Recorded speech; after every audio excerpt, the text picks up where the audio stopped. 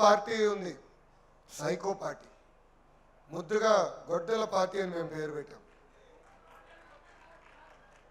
వాళ్ళు తెలిసింది అది ఒకటే, గొడ్డలు పట్టుకునే రపరప అంటారు. అరే మీరు రపరప అనే ప్రతిపక్షంలో కూర్చున్నారా భయ్?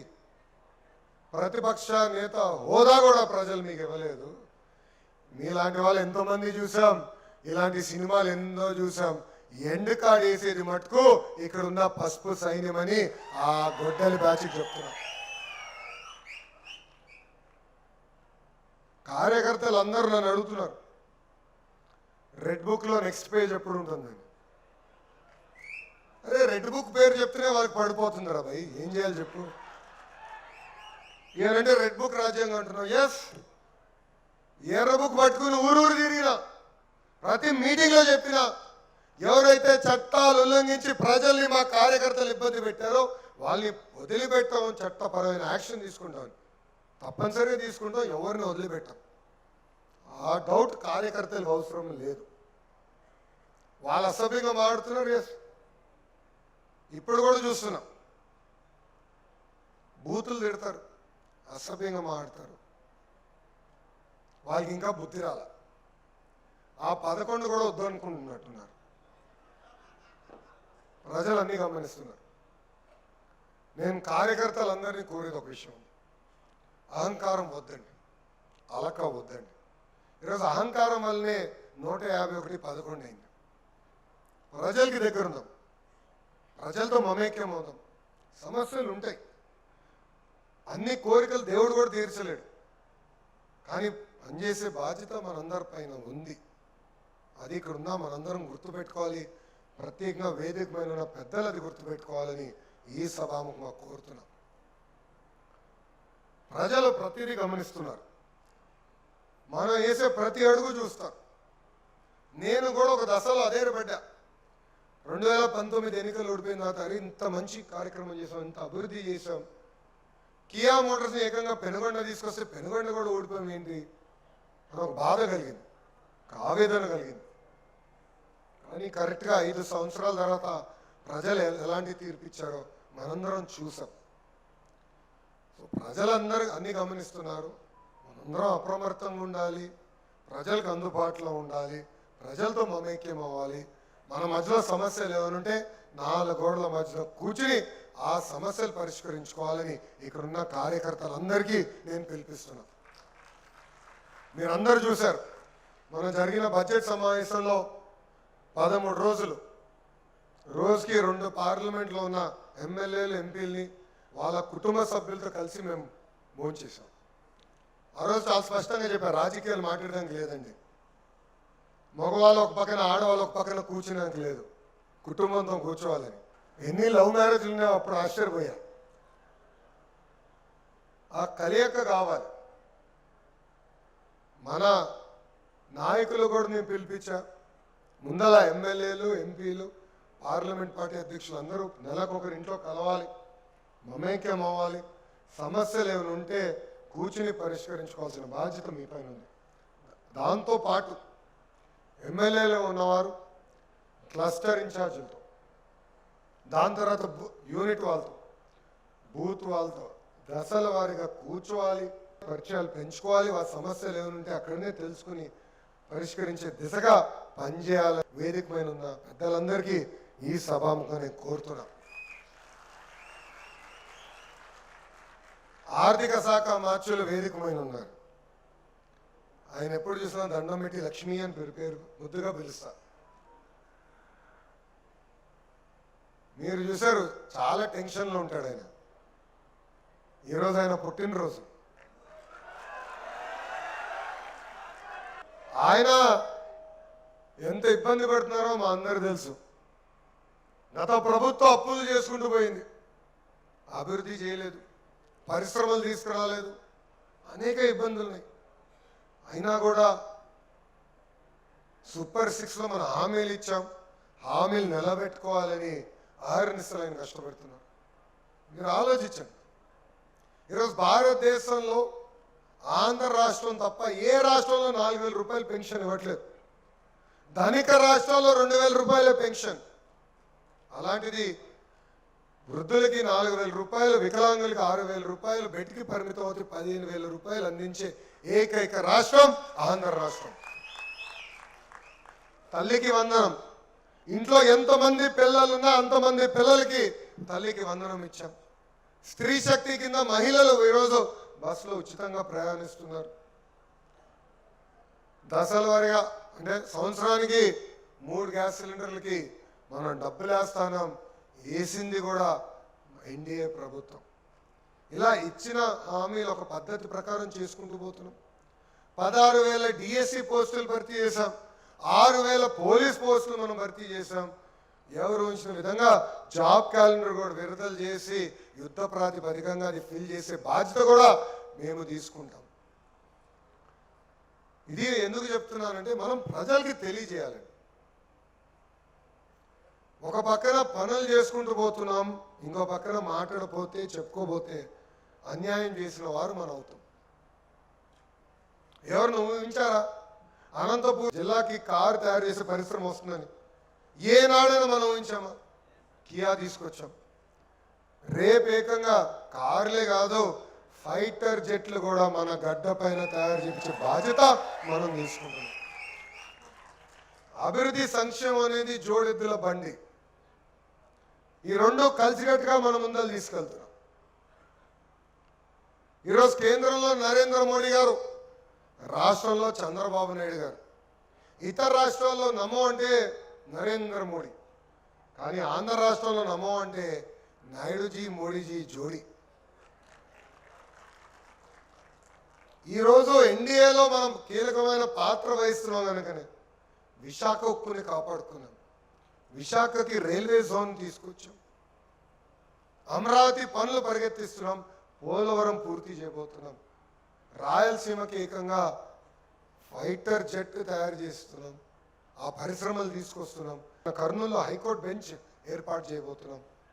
ఇట్లా అనేక కేంద్రం పైన ఆధారపడిన విషయాలని ఒక్కొక్కటి పరిష్కరించుకుంటూ ముందరికెళ్తున్నాం. అంతేకాదు ఇంకో పక్కన నాకు అన్న సమానమైన పవన్ అన్న ఉన్నారు. నేను ఒకరోజు ఐ థింక్ ఇండియా టుడే కాన్క్లేవ్లో అనుకుంటా, కోయంబత్తూరులో మాట్లాడుతూ ఆయన అడిగాడు ఒక ప్రశ్న, 29 కూటమి గెలుస్తుందా అంటే ఎస్, నాకు ధీమా ఉంది, మేము కష్టపడుతున్నాం, సంక్షేమ అభివృద్ధి చేస్తున్నాం, 29 కూటమి గెలుస్తుందని చెప్పారు. అదే పవన్ అన్న వీడియో చూశాడు. చూసి ఫోన్ చేసి లోకేష్ నువ్వు మాట్లాడింది కరెక్ట్ కాదన్నాడు. అదేంటబ్బా అనుకున్నా. అరే నేను 3 టర్మ్లు చెప్తే నువ్వు 1 టర్మ్ చెప్తావేంట్రా బాబు, 3 టర్మ్లో కలిసికట్టుగా మనం గెలవాలని చెప్పాడు. ఈరోజు 3 పార్టీలు కలిసికట్టుగా ముందరికెళ్తున్నాయి. చిన్న సమస్యలు ఉండొచ్చు కానీ పరిష్కరించుకోవాలి. కావాలని మన మధ్యన చిచ్చు పెట్టడానికి జేఎస్పీ పేజ్ ఒకటి ఫేక్ పేజ్ తయారు చేసి మనల్ని తిడతారు. మన పేజ్ ఒకటి తయారు చేసి వాళ్ళని తిడతారు. ఇదంతా చేసేది ఆ గొట్టెల పార్టీ వాళ్ళు. వాళ్ళకి తెలిసిన నీతి ఇది ఒకటే. వాళ్ళే సమస్య సృష్టిస్తారు, వాళ్ళే రికార్డ్ చేస్తాడు, ఏదో అయిపోతుందని చెప్తారు. మనం చూసాం కడపలో సమస్య ఉంది, అందరు కూర్చొని పెట్టి మాట్లాడుతున్నారు. ఎమ్మెల్యే గారు, కలెక్టర్ గారు, ఎస్పీ గారు, ఇన్ఛార్జ్ మంత్రి గారు. వైకాపా నాయకులు మతాల మధ్యన చిచ్చు పెట్టడానికి అక్కడికి వచ్చారు. గొడవలు సృష్టించిన వాళ్ళే, రికార్డు చేసిన వాళ్ళే సోషల్ మీడియాలో చిత్రీకరించి హిందువులు ముస్లిం సోదరుల మధ్యన చిచ్చు పెట్టడానికి ప్రయత్నించారు. కానీ హ్యాట్స్ ఆఫ్ క్రింద మీ అందరికీ వాళ్ళు చేస్తున్న ఏదో పనులు మీకు బాగా తెలుసు కనుకనే ఇక్కడున్న ఎవ్వరూ స్పందించలేదు. కానీ అందరూ అప్రమత్తంగా ఉండాలి. ఎందుకంటే సొంత బాబాయిని లేపేసింది ఆ సైకోనే.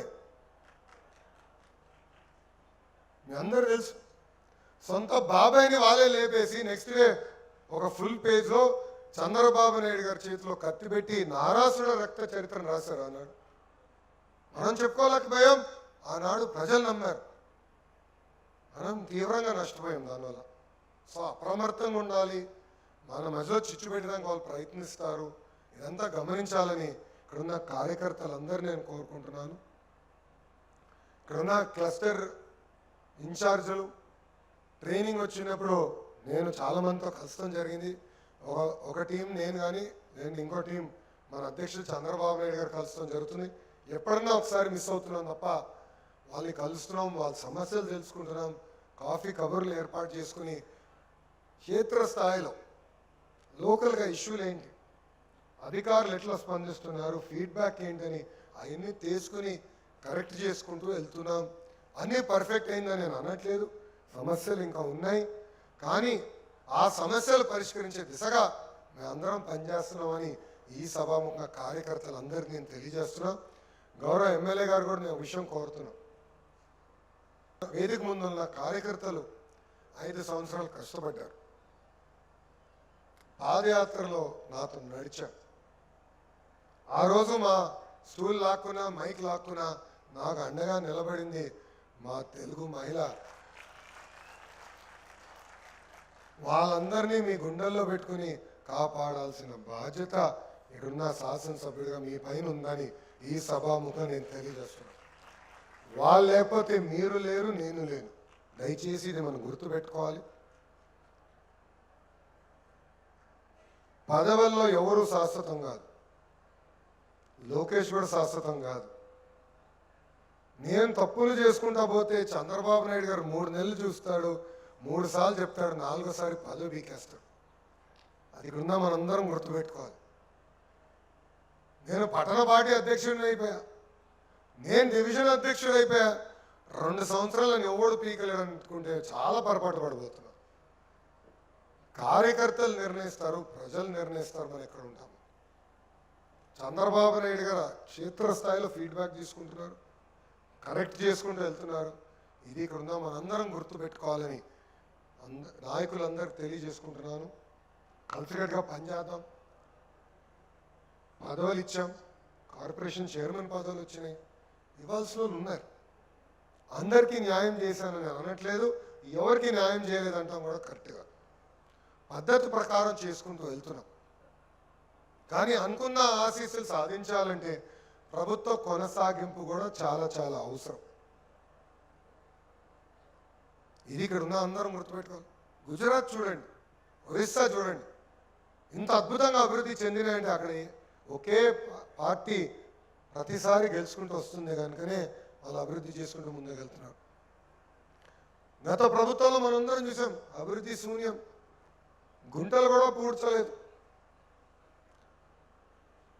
ఆ సైకో రోడ్డు పైకి వస్తే ఏకంగా పరదాలు కట్టారు, చెత్తులు నరికేశారు. సో అరాచకాలు మనం మర్చిపోకూడదు. వాస్తవంగా ఆవిర్భావ దినోత్సవప్పుడు ఒక వీడియో వేసి 5 సంవత్సరాలు కార్యకర్తలు పడిన కష్టాలపై అది చూసి నాకే అనేక సమస్యలు మళ్ళీ గుర్తు చేసుకుంటాం జరిగింది. దేవాలయం లాంటి పార్టీ ఆఫీస్ పైన దాడి చేశారండి, అది మనందరం మర్చిపోయాం. ఎందుకంటే 2 సంవత్సరాలు అయిపోయింది. ఎంతసేపు అభివృద్ధి సంక్షేమం ఇంకొకరికి ఇచ్చేద్దాం అచ్చేద్దాం ఆ పనిలో పడిపోయి 5 సంవత్సరాలు పడిన కష్టాలు మర్చిపోతాడు. గౌరవ ప్రధానమంత్రి గారు నా దేశం నా బాధ్యత అనే కార్యక్రమానికి శ్రీకారం చుట్టారు. స్ట్రైట్ ఆఫ్ హోమస్ ఇక్కడ ఎంతమందికి తెలుసు? ఇప్పుడు